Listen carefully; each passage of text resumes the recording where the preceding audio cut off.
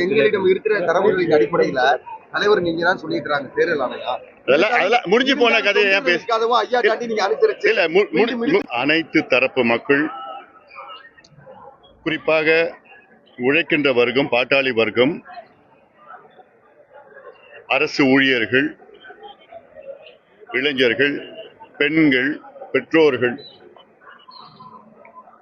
திமுக மீது மிகுந்த கோபத்தில் இருக்கின்றார்கள். கடந்த சட்டமன்ற தேர்தலுக்கு முன்பு திமுக தலைவர், இன்றைய முதலமைச்சர் திரு ஸ்டாலின் அவர்கள் 505 வாக்குறுதிகளை கொடுத்தார்கள்.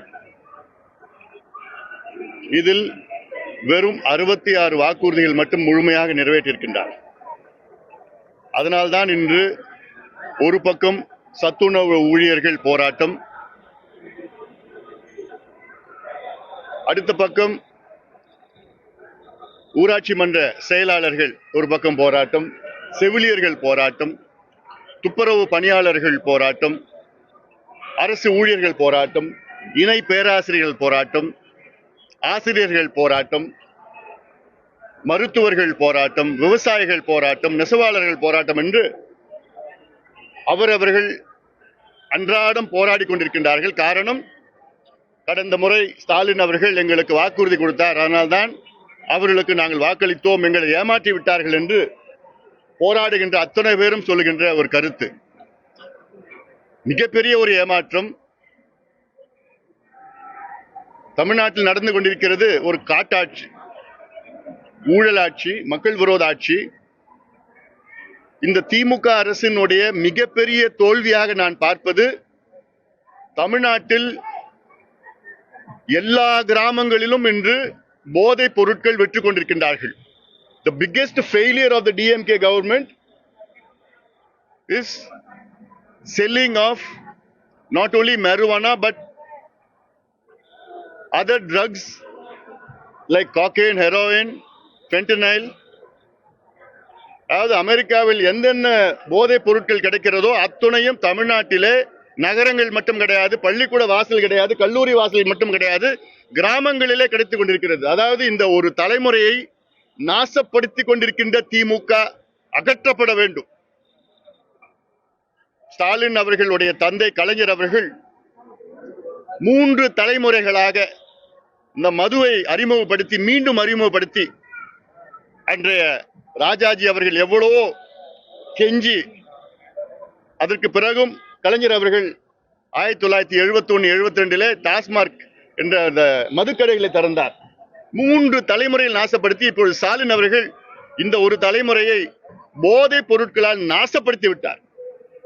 அத்துணை குடும்பங்களும், தமிழ்நாட்டில் அத்துணை குடும்பங்களும், பெற்றோர்களும், பெண்களும் இன்று கோபத்தில் இருக்கின்றார்கள். தமிழ்நாட்டில் சட்டம் ஒழுங்கே கிடையாது.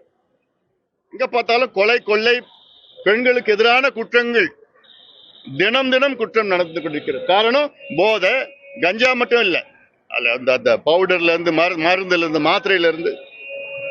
அதனால மக்கள் மன்னிக்கவே மாட்டாங்க. அது இல்லாம ஊழல், தினம் ஊழல் வெளிவந்து கொண்டிருக்கிறது. நகராட்சி மட்டுமில்லை, எல்லா துறையிலும் ஊழல் நடந்து கொண்டிருக்கிறது. தென் மாவட்டங்களில் கனிம வள ஊழல் உங்களுக்கு தெரியும். காட்ஃபாதர், தமிழ்நாட்டினுடைய மிகப்பெரிய ஒரு காட்ஃபாதர், மேற்கு தொடர்ச்சி மலையை அழிச்சு ஒழிச்சு அத்தனை மலையை எல்லாமே கேரளாவுக்கு எடுத்துட்டு கடத்திட்டு போயிட்டு இருக்கிறாங்க. உறுதியா சிபிஐ என்கொயரி வரும், சிபிஐ விசாரணை உறுதியா வரும். இன்னும் 2 மாதத்தில் அதிமுக ஆட்சி தமிழ்நாட்டில் வரும். எங்கள் கூட்டணி, தேசிய ஜனநாயக கூட்டணி, அதிமுக தலைமையிலான கூட்டணி, அதிமுக ஆட்சி வரும். உறுதியாக விசாரணை வரும். மணல் கொள்ளையிலிருந்து, கனிம வள கொள்ளையிலிருந்து, கிரனைட் கொள்ளையிலிருந்து, அரசு ஊழியர்கள் நியமனத்திலிருந்து எல்லாத்திலையும் கொள்ளை. அதனால அது இல்லாமல் ஸ்டாலின், முதலமைச்சர் ஸ்டாலின் அவர்கள் அன்றாடம் பொய்யை சொல்லிக் கொண்டு வருகிறார். அன்றாடம் ஒரு பொய். நாங்க தமிழ்நாட்டில் 12,16,000 கோடி தொழில் முதலீடு வந்துவிட்டது என்று ஒரு மிகப்பெரிய ஒரு பொய். அதாவது கடந்த வாரம்தான் அமைச்சரவையில ஒரு 35,000 கோடிக்கு ஒப்புதல் கொடுக்கிறாங்க. அதற்கு முன்பு 5 ஆண்டு காலத்தில் தமிழ்நாட்டினுடைய அமைச்சரவை 1,60,60,000 கோடி ஒப்புதல் கொடுத்திருக்கிறாங்க. ஆக மொத்தத்துல பாத்தீங்கன்னா 2 லட்சம் கோடி தான் தொழில் முதலீட்டுக்கு, தனியார் தொழில் முதலீட்டு ஒப்புதல் கொடுத்திருக்காங்க அமைச்சரவையில. எப்படி 12.5 லட்சம் கோடி முதலீடு வந்துச்சு? அப்புறம் அதுல ஒப்புதல் கொடுத்ததுல வெறும் 1 லட்சம் கோடி தான் முதலீடு வந்திருக்கிறது. மத்தெல்லாம் 12.5 லட்சம் கோடி வந்து புரிந்துணர்வு ஒப்பந்தம், மெமரண்டம் ஆஃப் அண்டர்ஸ்டாண்டிங், MOU மட்டும் தான் கையெழுத்து போடப்பட்டிருக்கிறது.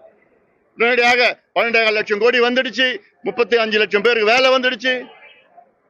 எந்த வாக்குறுதி நிறைவேற்றல, எந்த வாக்குறுதி நிறைவேற்றல. மக்கள் கொதித்து போயிருக்கின்றார்கள், கோபத்தில் இருக்கின்றார். அது மட்டும் இல்ல, எங்க கூட்டணி ஒருத்தருக்கு ஒருத்தர் நல்லா புரிந்து கொண்டு உணர்வுபூர்வமா இருக்கின்ற எங்கள் கூட்டணி.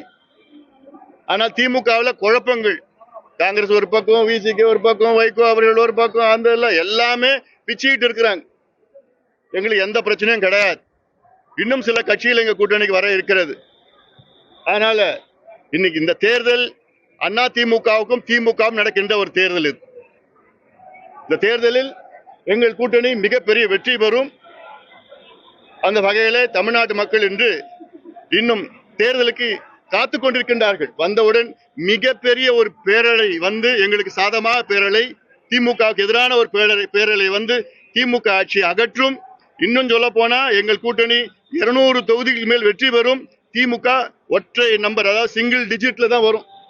நீங்க பார்த்துதான் இருக்க போறீங்க. 2021 சட்டமன்ற தேர்தலை விட இந்த தேர்தல் கடினமா இருக்காது அப்படின்னு முதல்வர் பேசியிருக்கிறாரு. அதாவது 10 ஆண்டு காலம் அண்ணா திமுக ஆட்சி செய்தும் கடந்த சட்டமன்ற தேர்தலில் திமுக வெறும் 125 தொகுதியில் தான் வெற்றி பெற்றது. மீதி இருக்கிற 8 தொகுதிகள் வந்து அவங்க கூட்டணி கட்சியை சார்ந்தவர்கள், இவர்கள் சின்னத்திலே போட்டிட்டார்கள், அவ்வளவுதான். 10 ஆண்டுகள் அண்ணா திமுக ஆட்சி நடந்தும் இப்பொழுது திமுக ஆட்சி மோசமான ஆட்சி. தமிழ்நாட்டில் 16 தேர்தல்கள் பார்த்திருக்கிறது. அதில் 12 முதலமைச்சர்கள் தமிழ்நாட்டை ஆண்டிருக்கின்றார்கள். அதுல மிக மோசமான ஒரு முதலமைச்சர் இப்பொழுது இருக்கின்ற மு.க. ஸ்டாலின் அவர்கள். எதுவுமே நடக்கல, எதுவும் தெரியல, அவருக்கு என்ன நடக்குதுன்னு தெரியல. ஏதோ 2-3 அதிகாரிகளும் 4 வியாபாரிகளும் தமிழ்நாட்டை ஆட்சி நடத்தி கொண்டிருக்கின்றார்கள். 4 வியாபாரிகள் யாரு தெரியுமா? அமைச்சர்கள் என்ற போர்வையில். அவங்க அமைச்சர்கள் கிட்ட பிசினஸ் மேன், அவங்க காசுக்கு என்ன வேணா பண்ணுவாங்க. இதுதான் நிர்வாகமா? சமூக நீதி பத்தி பேச முடியுமா ஸ்டாலின் அவர்களால? சாதிவாரி கணக்கெடுப்பு என்னாச்சு? தமிழ்நாட்டு மக்கள் 8 கோடி மக்கள் என்ன நிலையில் இருக்கிறாங்க தெரிஞ்சாதானே அதுக்கு இந்த பிரச்சனைக்கு தீர்வு கொண்டு வர முடியும். நான் கணக்கே எடுக்க மாட்டேன். ஏன் ஓட்டுக்கு காசு கொடுக்குறீங்களா? அதுக்கு மட்டும் ஏன் கணக்கு எடுக்கிறீங்க? எந்த வீட்டுல, எந்த ஜாதியில, எந்த மதத்துல, எந்த கட்சியில இருக்கிற அது மட்டும் கணக்கு வச்சிருக்கீங்களே. மக்களுடைய பிரச்சனை அது ஏன் கணக்கு எடுக்க முடியல உங்களால? கர்நாடகா எடுத்துடுச்சு, ஆந்திரா எடுத்துடுச்சு, தெலுங்கானா எடுத்துடுச்சு, ஒரிசா எடுத்துடுச்சு, ஜார்க்கண்ட், பீகார் எடுத்துடுச்சு. அதிகாரம் இருக்கு, சட்டம் இருக்குது, எல்லாமே இருக்குது. ஏன் எடுக்க மாட்டீங்க? மக்கள் மன்னிக்க மாட்டாங்க, உறுதியா மன்னிக்க மாட்டாங்க. குறிப்பா விவசாயிகளும், பெண்களும், பெற்றோர்களும் இந்த திமுக ஆட்சியை மன்னிக்க மாட்டாங்க.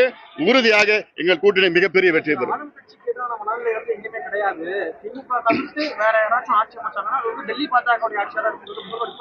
அதாவது அன்றாட அவருக்கு பயம் வந்துடுச்சு.